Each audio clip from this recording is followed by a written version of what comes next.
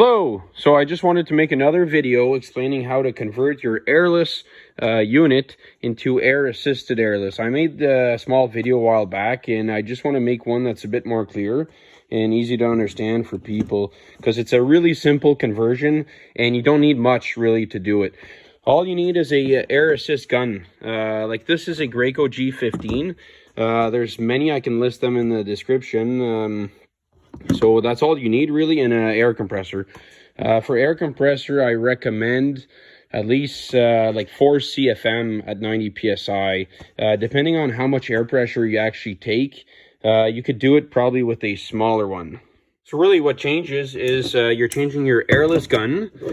So you take this off and you just attach your air assist gun to the fluid portion, to your airless hose that's connected to your airless sprayer, and you connect air to the gun. So as you see, air compressor hose all the way to the gun. So you're supplying air to the gun, and see airless hose connected here, connected to the gun. So really you're supplying the gun with air pressure from the compressor and fluid from the airless unit.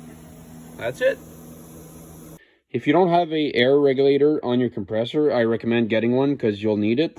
If not, I personally like to have it on the gun so I can adjust the air pressure on the fly while I'm spraying. Another thing I recommend is getting a fluid gauge, fluid pressure gauge, so you know what fluid pressure your airless is set at. Some of the airless units actually have a screen where you can see the fluid pressure, but this one actually doesn't have it, so I recommend a analog gauge, manual gauge, to indicate that pressure. So the advantages of using a system like this is you're running your airless at lower fluid pressures. That means less material used. You have more control because you're using air to atomize your product instead of just fluid pressure. You have no spitting and no tails. Smoother application, a nicer finish, but that depends, you know. Like I've had some really nice finishes with regular airless, so it really depends. It's a low-cost upgrade. Disadvantages, it's not as convenient for on-site. The fact that you have to bring air, many don't like that, and I understand it's less convenient, and it costs a bit extra compared to regular airless. When it comes to the hoses, you can use this system in like a 25-foot hose or 50-foot hose.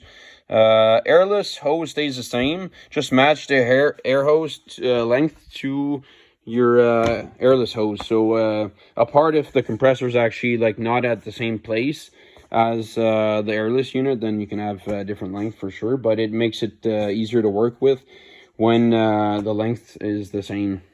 How to adjust fluid pressure and air pressure. So fluid, it's on the airless unit. Nothing changes. Just turn the dial on your airless unit for more pressure, and you'll be able to see the pressure climb up if you have a gauge or a screen indicating the fluid pressure. For air, just use your regulator. Just crank it up. So for tips, it varies depending on the gun you have or the gun you'll get. You can get a gun with flat tips or reversible. Like this is a gun with flat tip. Or you can get a gun from Titan or other companies that uses reversible tips, airless, or actually flat tips.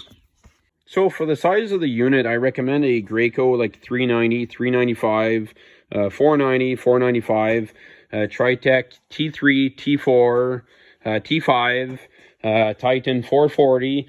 I don't recommend a smaller unit like the GX19. I tried this unit attached to air assist gun, and I had lots of pulsing when spraying with it. One entry level low cost unit I would actually recommend, that is probably under $1,000 US, is this Titan ED655.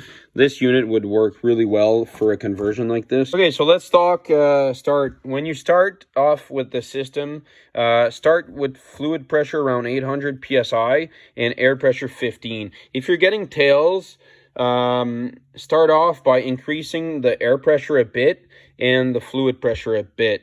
And I'd recommend like the max. You can actually run these probably higher than this, but you shouldn't have to go higher than 1500 PSI fluid. and 40 psi air. Usually it's around 800 or 1000 psi fluid and maybe 15 to 25 psi air. That's usually what you need. Really what you want is a nice fan pattern without any tails. So the lower pressure you have, the less material you're going to use to finish or coat your pieces. So try really to get that fluid as low as possible with having a nice fan pattern and no tails. So air compressor, 4 CFM at 90 psi, recommended. Depending on how much air pressure you're using to your gun, you might be able to go a bit lower, but depends also like what you're doing. If you're spraying doors and you kind of like have a lapse of time in between doors where the compressor can build air pressure, you could probably use one with lower CFM. But I recommend something a bit bigger CFM. And for air tank, it really depends on the CFM of the compressor. So these are just a few guns you can buy to do this conversion. Some are more expensive, some are less expensive. There are many more. So when it comes to fluid pressure and tip size, it varies widely depending on the coating you're using, the viscosity of it. So if you guys have any questions, feel free to reach out. I'm glad to help.